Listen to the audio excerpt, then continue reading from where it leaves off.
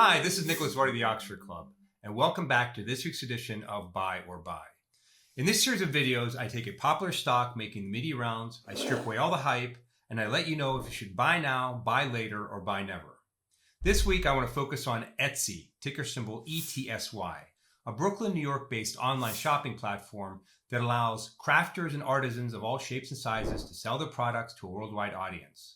Over the past 2 years, the media has had labeled stocks as either pandemic stocks or recovery stocks. One of the first quintessential pandemic stocks was Etsy. With brick and mortar retailers shut down during the pandemic, Etsy stock rocketed 302% in 2020. I even recommended a live Etsy swing trade on this channel, which saw a 13% gain in just 15 days. Even as physical stores reopened and COVID restrictions eased, Etsy continued to see an increase in the number of sellers and buyers on its platform. Financial measures like revenue and net income also soared. As a result, the stock jumped another 23% in 2021. But Etsy saw much of that success unravel in Q1 of 2022. In fact, the stock recently hit a 52-week low after a poor Q1 earnings report. In addition, thousands of users went on a seller strike after the company said it was raising its transaction fees by a whopping 30%. Still, Etsy CEO Josh Silverman believes that Etsy has a strong future ahead of it, fighting against what he calls the sea of sameness in conventional retail outlets. The question is, will investors tomorrow be spinning a yarn about Etsy's quick rise and even quicker fall? Or can this crafty stock rebound? Founded in 2005, Etsy connects buyers and sellers of artisanal and craft products primarily in the United States, the United Kingdom, Germany, Canada, Australia, France, and India. As of December 31st, 2021, Etsy connected a total of 7.5 million active sellers to 96.3 million active buyers, and it had 120 million items for sale on its site. Let me start by setting out the bull case for Etsy. First, Etsy experienced what CEO Josh Silverman called, quote, a tidal wave of growth over the past 2 years. Etsy's marketplace's active sellers had more than doubled to 5.5 million. Gross merchandise sales more than doubled from 1.2 billion a year ago to 2.8 billion this year.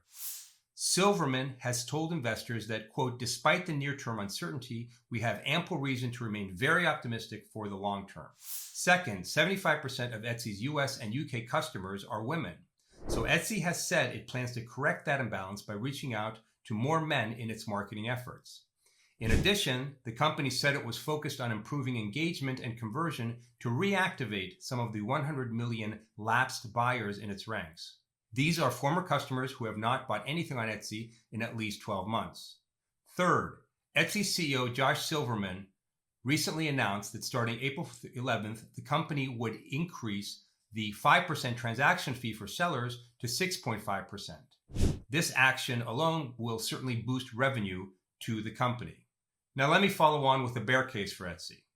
First, thousands of Etsy sellers recently went on a seller strike, closing their online shops for a week to protest the recent increases in fees. Luckily, the impact of the strike was limited.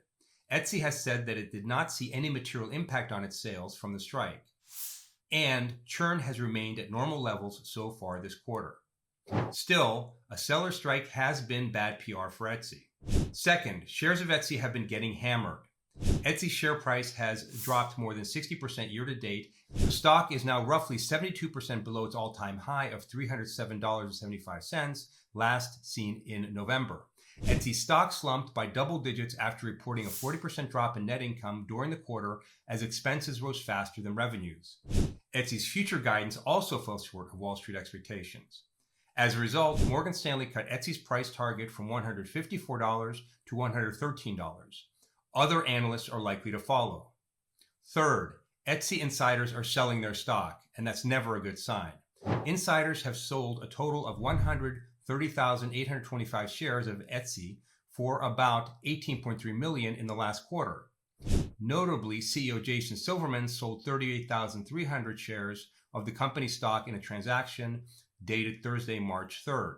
The shares were sold at an average price of $158.19 for a total value of $6,058,677. Now, those same shares today would only be worth about $3.3 million. Now, before I render my final verdict, let me remind you not to forget to sign up for Liberty Through Wealth, a free e-letter I contribute to twice a week. Liberty Through Wealth is packed with strategies for building wealth and helping you live a more independent life. You'll also have a chance to read about my often contrarian views of the market. Just click the link below. Now back to Etsy. Is it a buy or is it a buy? The upside for the stock includes its tidal wave of growth over the past 2 years, a retooling of its marketing efforts, and the insignificant long-term impact of the recent seller strike.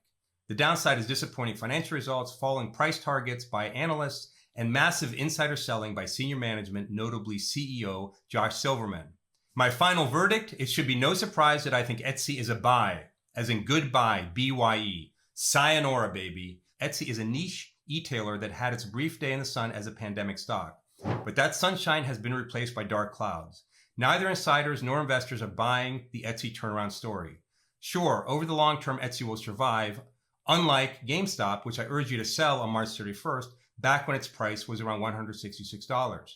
As I make this video, GME is trading at about $100, about a 40% loss in less than 6 weeks. So much for predictions of GME going to the moon.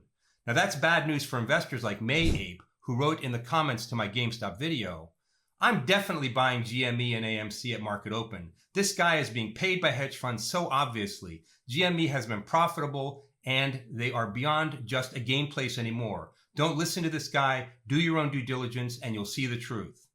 Now, for the record, I'm not being paid by hedge funds. And let me extend my further condolences to May since his position in AMC has just about halved since the $24.77 he paid for AMC at the market open on March 31st.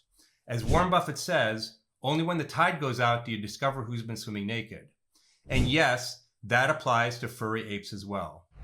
I hope you enjoyed this episode of Buy or Buy. If so, please hit the like button below. I want to remind you that these are not recommendations actively tracked in any model portfolio. If you want to follow any of my buys or sells, size your position accordingly, set a trailing stop, and never bet more than what you can afford to lose. Thanks for watching, and I'll see you next time on Buy or Buy.